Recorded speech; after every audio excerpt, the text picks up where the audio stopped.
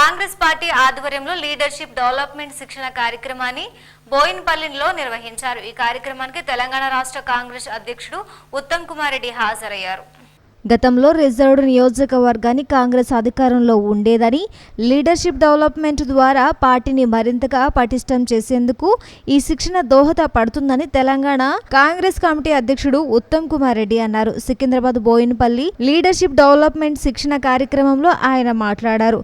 దేశంలో బీజేపీ ప్రభుత్వం దళితుల హక్కులను కాలరాస్తుందని అన్నారు। తెలంగాణ రాష్ట్రంలో దళితులు గిరిజనులకు తీరని అన్యాయం చేస్తున్నారని ఆరోపించారు। ఇచ్చిన హామీలను గాలికొదిలేసిన కేసీఆర్ రిజర్వేషన్ల పేరుతో మరోసారి ప్రజలను వంచిస్తున్నారన్నారు। తెలంగాణలోని అన్ని జిల్లాల నుండి రిజర్వ్డ్ నియోజకవర్గానికి చెందిన నాయకులను వారి ప్రాంతీయ పార్టీలో బలోపేతం చేసేందుకు కృషి చేయాలని అన్నారు। నూతనంగా ఆదివాసీ కాంగ్రెస్ అంటే ఇదివరకు ఎస్టీ డిపార్ట్మెంట్ అంటుంటే దాన్ని ఆదివాసీ కాంగ్రెస్ అని రీనేమ్ చేసి వారిని దేశవ్యాప్తంగా గిరిజనులని ఆదివాసులని తిరిగి కాంగ్రెస్ వైపు తీసుకురావడానికి ఎంతో సమర్థులు, రాజకీయాల్లో ఉందానికి మారుపేరు నేను ఎంతో అభిమానించే నాయకులు కిషోర్ చంద్రదేవ్ గారికి నేను మనస్ఫూర్తిగా అభినందనలు తెలియజేస్తాను।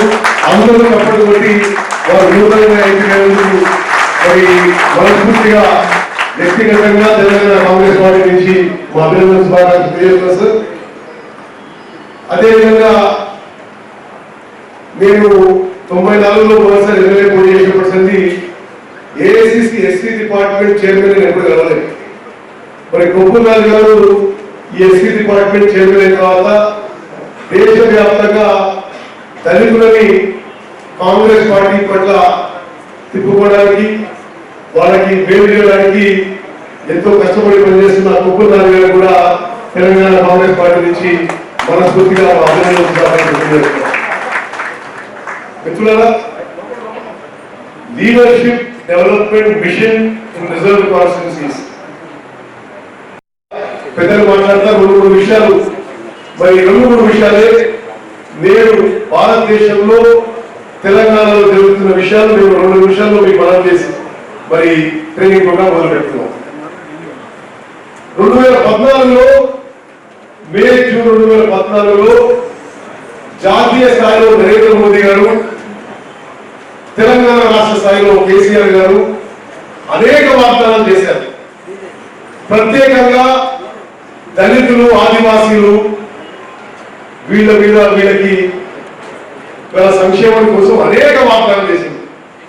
నిజంగా ఈరోజు భారతదేశంలో తెలంగాణ రాష్ట్రంలో మోదీ కేసీఆర్ వల్ల ఎక్కువ మోసపోయిందంటే దళితులు, గిరిజనులు చెప్పక తప్పదు। దేశవ్యాప్తంగా నరేంద్ర మోదీ గారి పాలనలో దళితుల ఊచకోత, దళితుల హరాస్మెంట్ ఏ విధంగా దేశవ్యాప్తంగా జరిగిందో మనం ఒకసారి గమనించాలి।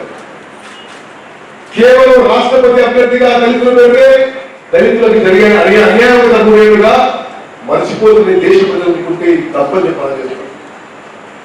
అదేవిధంగా గిరిజనుల విషయంలో ఏదైతే హక్కు ఫారెస్ట్ రైట్స్ యాక్ట్ కానీ ఇతర హక్కులు కాలరాస్తున్న విషయం మనందరం గమనించాలని చెప్పి మనం చేస్తాం।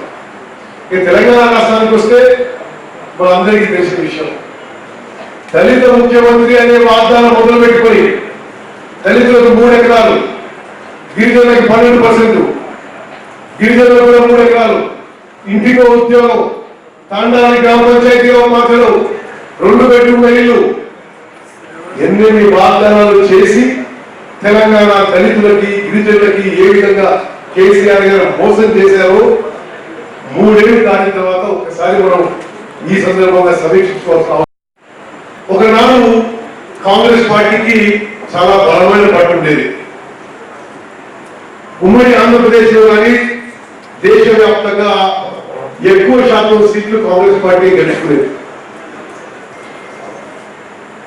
సరే, కొంతకాలం గడిచిన తర్వాత క్రమేణా ఈ ఎస్సీ ఎస్టీ కాన్స్టిట్యున్సీస్ లో కొంత కాంగ్రెస్ పార్టీ బలపడ్డదని చేతి నిజం మనం అందరం తెలుసుకొని తిరిగి ఎస్సీ ఎస్టీ కాన్స్టిట్యూన్సీని బలపరచడానికి దేశవ్యాప్తంగా ఈ కార్యక్రమం అఖిల భారత కాంగ్రెస్ కమిటీ చేపట్టడం జరిగిందని మనం చేస్తున్నాం.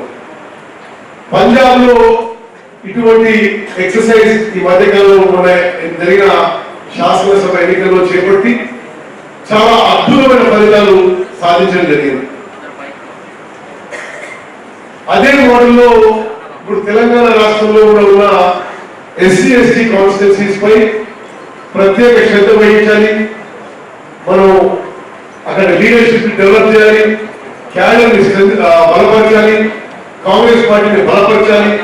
మనం ఆ ఎస్సీ ఎస్టీ కాన్స్టిట్యూన్సీస్ గెలుచుకునే విధంగా పోయే క్రమంలో ఈ రోజు కార్యక్రమం కూడా మనం ఏర్పాటు చేసుకున్న విషయం మరి మీ అందరికీ ముందుగానే మనం చేస్తాం.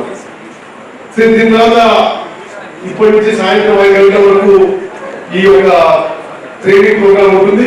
మధ్యలో అరగంట భోజన విరామం ఉంటుంది. దయచేసి మీరందరూ కూడా ఈ కార్యక్రమంలో శ్రద్ధగా పాల్గొని ఇక్కడ నేర్చుకున్న విషయాలు, విన్న విషయాలు తప్పనిసరిగా అమలయ్యే విధంగా చిత్తశుద్ధితో మీరందరూ కృషి చేయాలని చెప్పి మీ అందరికీ చేతులెత్తి నమస్కరించి విజ్ఞప్తి చేస్తాం.